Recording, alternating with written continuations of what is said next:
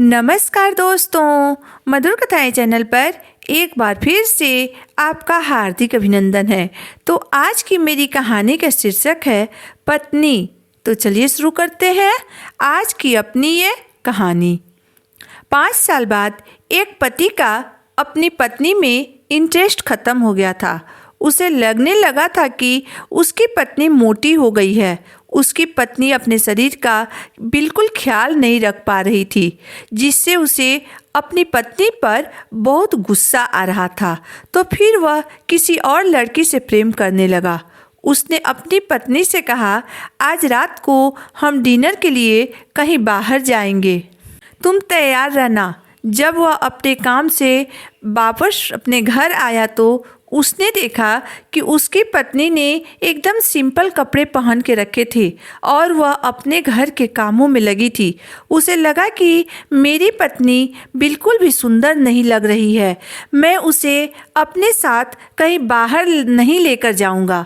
फिर उसने एक दिन अपनी पत्नी से कह दिया कि अब मैं तुम्हारे साथ और नहीं रह सकता हूँ। उसकी पत्नी ने अपने पति से पूछा, आखिर मेरी गलती क्या है?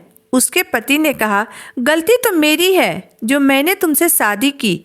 उसे अपने पत्नी से कहा, तुमने आखिरी बार अपने आप को आईने में कब देखा था? जरा देखो खुद को, तुम कैसी लग रही हो। और वह अपने पत्नी और एक छोटे से बच्चे को छोड़कर उस घर से चला गया।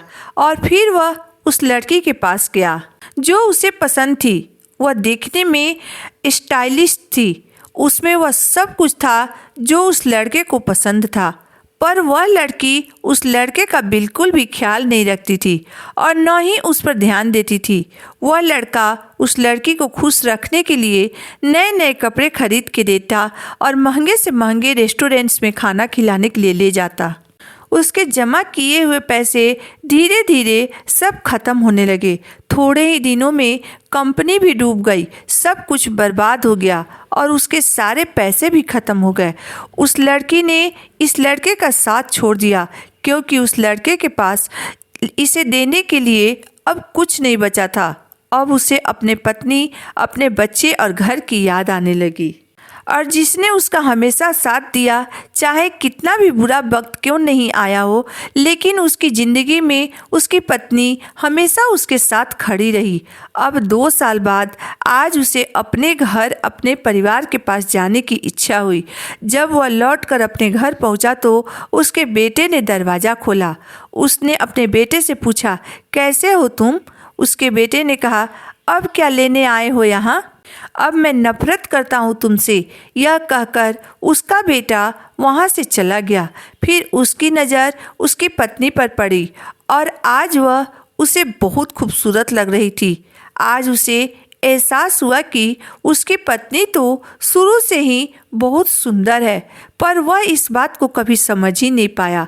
वह सारा दिन घर का काम करती थी, पूरे घर की जिम्मेदारी उसने अकेले ही उठा कर रखी थी, जिसकी वजह से उसको खुद का ख्याल रखने का समय ही नहीं मिल पाता था।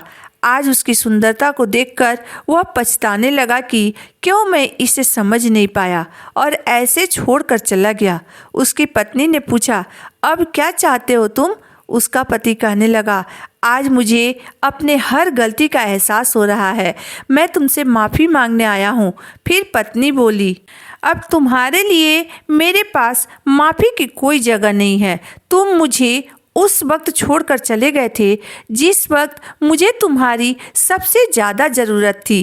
अब तुम्हारा यहाँ कोई ज़रूरत नहीं है, क्योंकि मेरी अगले महीने उस इंसान से शादी हो रही है जो मुझे से सच्चा प्यार करता है, मेरी कदर करता है, मेरी परवाह करता है, जिसे दुनिया की सबसे खूबसूरत लड़की मैं लगती हूँ।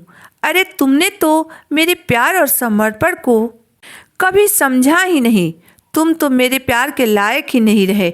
और यह कहकर उसने अपने घर का दरवाज़ा बंद कर लिया। अब वह लड़का फूट फूट कर रोने लगा, बहुत पछताने लगा, लेकिन उसे एहसास हुआ कि उसकी पत्नी बिल्कुल सही है, वह उसके प्यार के लायक कभी था ही नहीं। फिर वह मन ही मन सोचने लगा, मैं कभी उसके प्यार को, उसके त्याग को और उसकी सुंदरता को कभी पहचान ही नहीं पाया।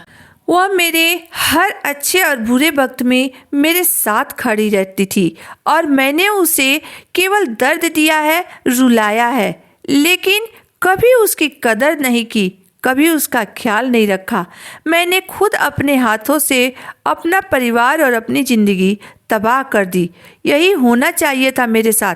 यही होता है जो सच्चा प्यार करने वालों की कदर नहीं करता। अरे रूप रंग तो कुछ दिन का मेहमान होता है, लेकिन सच्चा प्यार सारी उम्र भर साथ निभाता है। जो इंसान को खुद से ज़्यादा प्यार करे, आपकी परवाह करे, आपके हर सुख दुख में आपके साथ खड़ा रहे, उसका साथ आप कभी मत छोड़ना। तो दोस्तों, आज की मेरी कहानी यहीं तक थी। दोस्तों, पत्नी हमारे घर की लक्ष्मी होती है। पत्नी का अपमान मतलब लक्ष्मी का अपमान। और एक पत्नी ही है जो पति के हर दुख सुख में, हर बुरी से बुरी परिस्थिति में भी हमेशा ढाल बनकर उसके साथ खड़ी रहती है। बदले में वो पति से केवल प्यार और सम्मान के सिवाय और कुछ नहीं मांगती है, वरना उसके जगह पर अगर कोई भी हो, वह सिर्फ मतलब का साथी होता है। वह तब तक साथ देती है जब तक उसका स्वार्थ होता है। इसमें आपकी राय क्या है, आप मुझे ज़रूर बताइएगा। अगर आपको मेरी कहानी अंत तक पढ़ने और सुनने के बाद पसंद आई हो तो मेरे वीडियो को लाइक कर दीजिएगा, चैनल को सब्सक्राइब कर दीजिएगा। तो फिर मिलते हैं एक नई वीडियो, एक नई कहानी के साथ। तब तक के लिए धन्यवाद।